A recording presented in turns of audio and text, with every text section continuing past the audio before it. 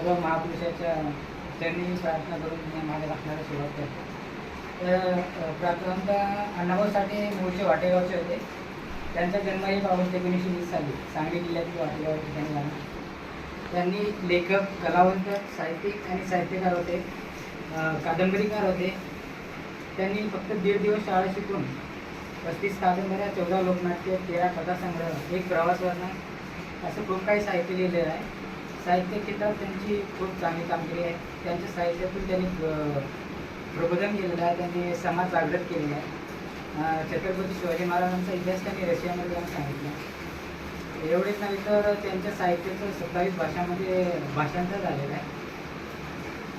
आणि अण्णाभाऊसाठी म्हणतात की पृथ्वी शेषाच्या मस्तकावर तरलेली नसून ती श्रमिकांच्या तळहातावर असलेली आहे, असे विज्ञानवादी